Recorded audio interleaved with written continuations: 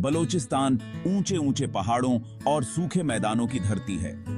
ये दक्षिण पश्चिम पाकिस्तान में है, जो ईरान और अफगानिस्तान से लगा हुआ है।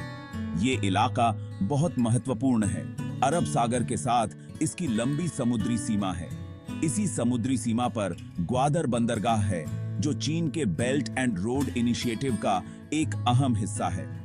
बलोचिस्तान प्राकृतिक गैस, कोयला और खनिज जैसे प्राकृतिक संसाधनों से भरपूर है, लेकिन ये अब भी पाकिस्तान का सबसे कम विकसित प्रांत है।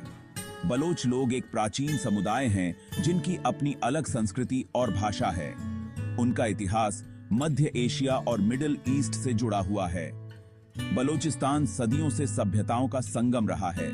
यहाँ कई साम्राज्यों का उत्थान और पतन हुआ है, जिससे एक समृद्ध ऐतिहासिक विरासत पीछे छूट गई है।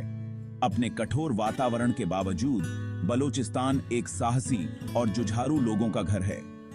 बलोच अपनी मेहमान नवाजी, मजबूत आदिवासी परंपराओं और जबरदस्त आजादी के लिए जाने जाते हैं। आजादी की इस भावना ने उनके इतिहास और पाकिस्तान के साथ उनके रिश्ते को आकार दिया है। बलोच लोग लंबे समय से स्वायत्तता और अपने संसाधनों पर नियंत्रण के लिए संघर्ष कर रहे हैं। ये संघर्ष आज भी जारी है, जो संघर्ष और राजनीतिक अशांति से भरा हुआ है। बलोचिस्तान का इतिहास हजारों साल पुराना है। पुरातात्विक साक्ष्य शुरुआती बस्तियों और विकसित सभ्यताओं की मौजूदगी की ओर इशारा करते हैं। 7000 बीसीई की मेहरगढ़ सभ्यता इस क्षेत्र के प्राचीन अतीत का प्रमाण है। मेहरगढ़ को दक्षिण एशिया में कृषि और बसावट के शुरुआती स्थलों में से एक माना जाता है। इस क्षेत्र ने शक्तिशाली साम्राज्यों का उत्थान और पतन देखा है। खुसरू महान के नेतृत्व में अचमेनिद साम्राज्य ने 6ठी शताब्दी बीसीई में बलोचिस्तान के कुछ हिस्सों को जीत लिया था। 4ठी शताब्दी बीसीई में सिकंदर महान की सेनाएं इस क्षेत्र से होकर गुजरी थीं, जो अपने पीछे अपने आगमन के निशान छोड़ गई थीं। 7वीं शताब्दी ईस्वी में अरब विजय ने बलोचिस्तान में इस्लाम धर्म लाया। ये क्षेत्र गजनवियों और मुगलों सहित विभिन्न मुस्लिम साम्राज्यों का हिस्सा बना। इन साम्राज्यों ने अपनी कला, वास्तुकला और परंपराओं को प्रभावित करते हुए बलोचिस्तान के सांस्कृतिक परिदृश्य पर अपनी छाप छोड़ी। अपने लंबे इतिहास के दौरान बलोचिस्तान आदिवासी समाजों का क्षेत्र बना रहा। अपने स्वयं के रीति रिवाजों और शक्ति संरचनाओं वाले इन कबीलों ने क्षेत्र के भाग्य को आकार देने में महत्वपूर्ण भूमिका निभाई। बलोच लोगों ने पहचान और स्वतंत्रता की एक मजबूत भावना विकसित की, बाहरी ताकतों द्वारा पूर्ण अधीनता के प्रयासों का विरोध किया। 1947 में ब्रिटिश भारत के विभाजन ने पाकिस्तान और भारत का निर्माण किया। रियासतों और कबीलाई इलाकों से सजे बलोचिस्तान को एक मुश्किल विकल्प का सामना करना पड़ा।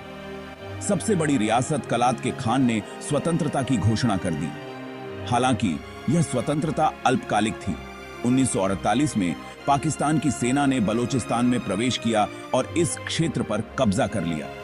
इस कब्जे का बलोच लोगों ने विरोध किया। उन्हें लगा कि उनकी स्वायत्तता का उल्लंघन किया जा रहा है और उनकी आवाज नहीं सुनी जा रही है। इसने बलोचिस्तान और पाकिस्तानी राज्य के बीच एक परेशान रिश्ते की शुरुआत को चिह्नित किया। बलोच लोगों से स्वायत्तता और उनके संसाधनों में हिस्सेदारी का वादा किया गया था। हालांकि ये विवाद ठीक ही थी, बड़े पैमाने पर अधूरे रहे। पंजाब प्रांत के प्रभुत्व वाली पाकिस्तानी सरकार बलोचिस्तान को मुख्य रूप से संसाधन संपन्न क्षेत्र के रूप में देखती थी। इस धारणा ने बलोच लोगों में आक्रोश और शोषण की भावना को हवा दी। भाग 4, प्रतिरोध की आग। बलोच विद्रोह। बलोचिस्तान के जबरन कब्जे ने विद्रोहों की एक श्रृंखला को जन्म दिया। स्वतंत्रता और संसाधनों पर नियंत्रण की इच्छा से प्रेरित ये विद्रोह समय समय पर पाकिस्तान के इतिहास में भड़कते रहे हैं। पहला बलोच विद्रोह 1948 में क्षेत्र के कब्जे के तुरंत बाद हुआ। इसे पाकिस्तानी सेना ने बेरहमी से कुचल दिया था। 1970 के दशक में प्रधानमंत्री जुल्फिकार अली भुट्टो के शासन के दौरान एक और बड़ा विद्रोह हुआ।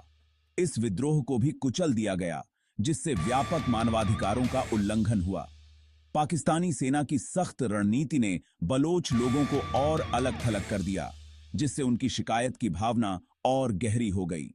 उग्रवाद की सबसे ताजा लहर 2000 के दशक की शुरुआत में शुरू हुई। यह विद्रोह बढ़ती हिंसा, लक्षित हत्याओं और गुमशुदगी से चिह्नित रहा है। एक अलगाववादी समूह बलूचिस्तान लिबरेशन आर्मी इस विद्रोह में सबसे आगे रहा है। वे पाकिस्तान से पूर्ण स्वतंत्रता की मांग करते हैं। पाकिस्तानी सरकार ने सैन्य अभियानों और विकास परियोजनाओं के मिश्रण के साथ प्रतिक्रिया दी है। हालांकि एक स्थायी समाधान अभी भी मायावी है। बलोच लोग खुद को हाशिए पर और उपेक्षित महसूस करते हैं। उनका आरोप है कि पाकिस्तानी सरकार उन्हें बुनियादी अधिकार और विकास से वंचित रखते हुए उनके संसाधनों का दोहन कर रही है। भाग 5 the Baloch soul, a tapestry of culture. Turmoil के बावजूद बलोच लोगों ने अपनी अनूठी संस्कृति और परंपराओं को संरक्षित किया है। उनकी भाषा ब्राहुई एक भाषाई रूप से अलग भाषा है, जो इस क्षेत्र की किसी भी अन्य भाषा से संबंधित नहीं है। यह भाषाई विशिष्टता बलोच लोगों की विशिष्ट पहचान को रेखांकित करती है। बलोच संस्कृति कबीलेवाद में गहराई से निहित है। जनजाति समुदाय पहचान और सुरक्षा की भावना प्रदान करती है। आदिवासी बुजुर्ग महत्वपूर्ण प्रभाव रखते हैं। विवादों को सुलझाने और सामाजिक व्यवस्था बनाए रखने में महत्वपूर्ण भूमिका निभाते हैं। बलूचिस्तान में कविता, संगीत और कहानी सुनाने की समृद्ध परंपरा है। ये कला रूप अक्सर बलोच लोगों के संघर्षों, आकांक्षाओं और उनकी भूमि से जुड़ाव को दर्शाते हैं। बलोची संगीत की भावपूर्ण धुनें, जो अक्सर बांसुरी और तंबूरे के साथ होती हैं, बलोच परिदृश्य की विशालता और उसके लोगों की भावनाओं को उजागर करती हैं। बलोच लोग अपनी मेहमान नवाजी और दरियादिली के लिए जाने जाते हैं। मेहमानों का हमेशा स्वागत किया जाता है और पारंपरिक रीति रिवाजों से तय होता है कि उनके साथ अत्यंत सम्मान और देखभाल के साथ पेश आया जाए। यह गर्मजोशी और आतिथ्य सत्कार विपरीत परिस्थितियों में भी बलोच संस्कृति का एक अभिन्न अंग है। भाग 6 असंतोष की आवाजें, प्रमुख व्यक्ति और आंदोलन। अधिकारों और स्वायत्तता के लिए बलोच संघर्ष का नेतृत्व विभिन्न प्रभावशाली व्यक्तियों और आंदोलनों ने किया है। इन व्यक्तियों और समूहों ने बलोचिस्तान के राजनीतिक परिदृश्य पर एक अमिट छाप छोड़ी है। एक प्रमुख आदिवासी नेता नवाब अकबर बुगटी बलोच अधिकारों के प्रबल पक्षधर थे। उन्होंने अधिक स्वायत्तता और संसाधनों पर नियंत्रण की मांग करते हुए पाकिस्तानी सरकार के खिलाफ कई विद्रोहों का नेतृत्व किया। 2006 में एक सैन्य अभियान में बुगटी की मौत ने व्यापक विरोध प्रदर्शनों को जन्म दिया और उग्रवाद को और बढ़ावा दिया। एक प्रसिद्ध कवि और राजनेता मीर गुल खान नासिर को बलोच राष्ट्रवाद का जनक माना जाता है। प्रतिरोध और सामाजिक न्याय के विषयों से सराबोर उनकी शक्तिशाली कविता ने बलोच कार्यकर्ताओं की पीढ़ियों को प्रेरित किया। नासिर ने शिक्षा और राजनीतिक जागरूकता पर जोर देते हुए बलोच अधिकारों के लिए शांतिपूर्ण संघर्ष की वकालत की। 1960 के दशक में गठित बलोच छात्र संगठन ने बलोच युवाओं को संगठित करने में महत्वपूर्ण भूमिका निभाई है। बीएसओ बलोच अधिकारों के लिए वकालत करता है।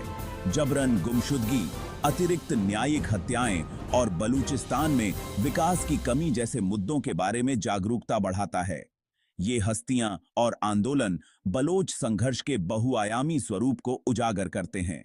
यह राजनीतिक स्वायत्तता, आर्थिक न्याय, सांस्कृतिक संरक्षण और मानवीय